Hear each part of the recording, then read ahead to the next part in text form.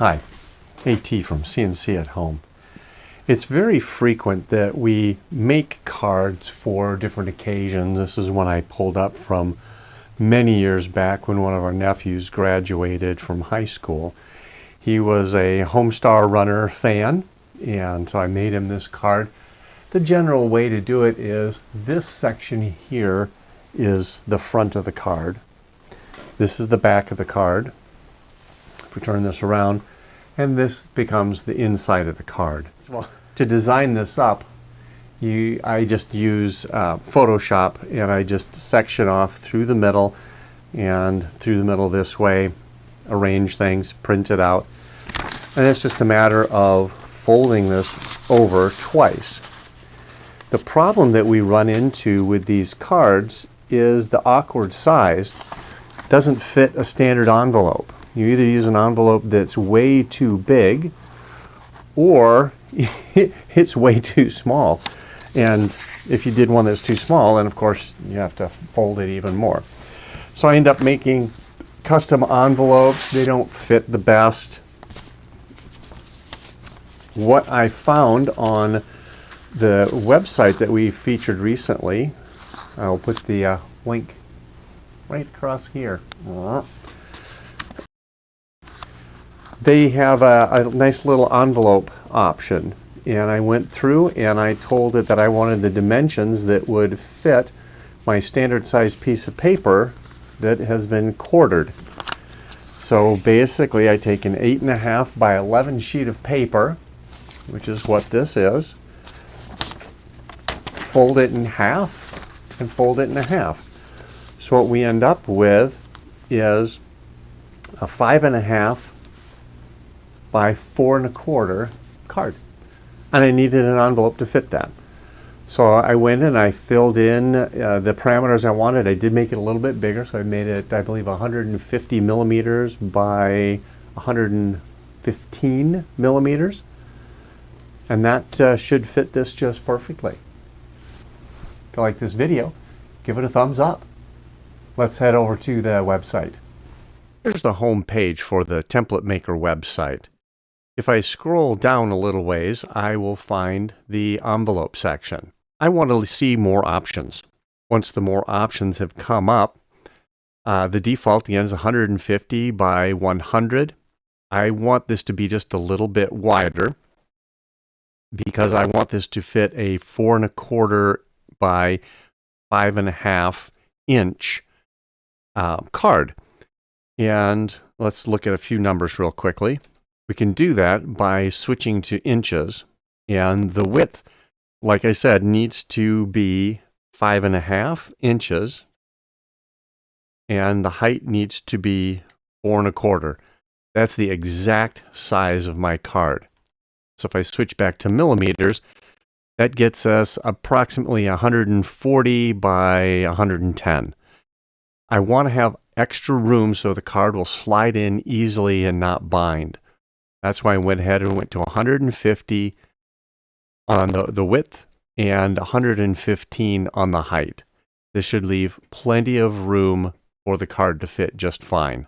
The rest of these parameters I left as they were. I do want this as an SVG file, so I select that. Then I go ahead and create this, and we can open it up in LightBurn. Once in LightBurn, I can either bring the SVG file in first, or I can create my template first. I usually bring the file in first because I don't think of creating the template until after I do that.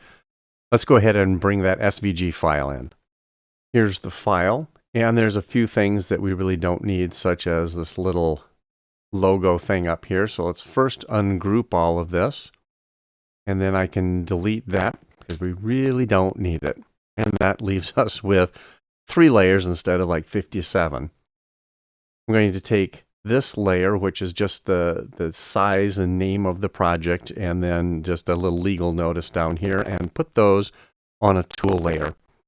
The legal notice just says refer to the very impressive legal statement, which basically says that we're free to use this however we want as long as we don't compete with the website from which this came, which we're not. So we're totally fine there. I typically do my cutting out on the black layer, so I'll just go ahead and switch that over to black. And then this internal engraving layer, I will put that on layer number 2. And while I'm thinking of it, let's create our template. So I just create a rectangle. I'm going to throw that on a construction layer or a tool layer. Make sure my ratio, my aspect ratio is unlocked.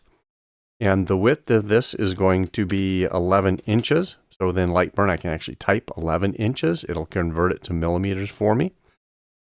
And 8.5 is going to be the height. Again, that's inches. That's converted automatically. And then I'll throw that in the lower left-hand corner. Let's go ahead and grab this whole envelope thing. We will unselect our template to make sure that this does how we want. We want to make sure to select the template last. Then we can center everything up in that area. The labels are outside of our working area, and I don't care about that because we're not going to cut those. And I can actually exclude them from my framing as well, so it doesn't even look at that when we frame this up. Everything should be set with our layers. I just need to make sure that the layers are set to the proper burning parameters.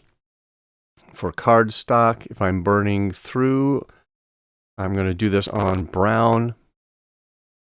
Go ahead and assign that to layer 00. And then for etching, I'm going to go ahead and select my brown dark and assign that. And we're all ready to go. Let's go ahead and send this to the laser and burn it out.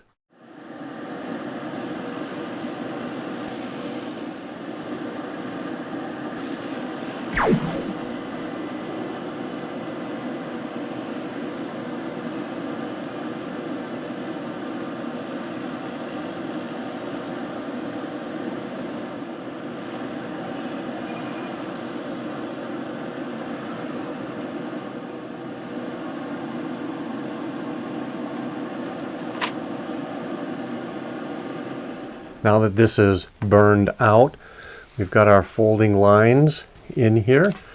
Hopefully I have my parameters set correctly and these will fold on that nice and easily. So let's go ahead and give that a try. I'm going to try and fold inward on that. That worked pretty well. Good.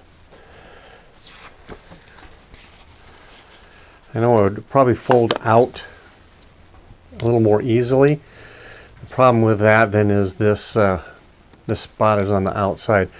Now this looks symmetrical, so I can go either direction with this. And I'll go ahead and do this side. So this is going to make a fantastic envelope. I'm going to back bend this a little bit and bend it forward. So I'm going to just glue here and here. So it just puts a little bit of glue on here, a little bit of glue on there. See how that holds. Just a little bit of glue. This is just a regular old white white school glue.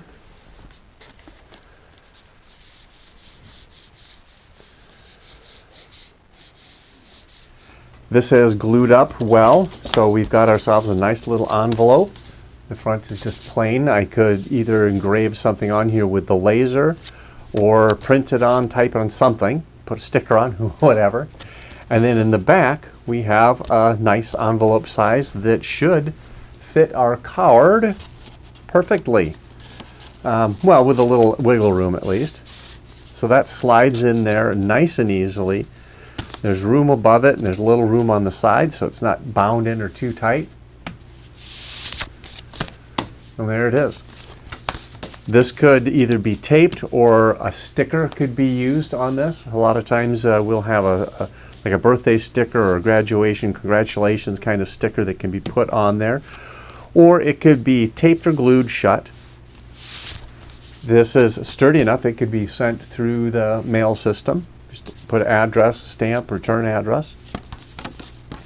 Then when the person gets it, they've got a nice customized envelope. There could be messages on the inside of here that could be engraved or etched or printed before this is all glued together. That would work fine. So this is a nice simple way to make a custom envelope. It'll work for our custom cards. If you like this video, give it a thumbs up. If you like the content of our channel, think about subscribing, as that really helps us out. Enjoy doing your CNC at home projects.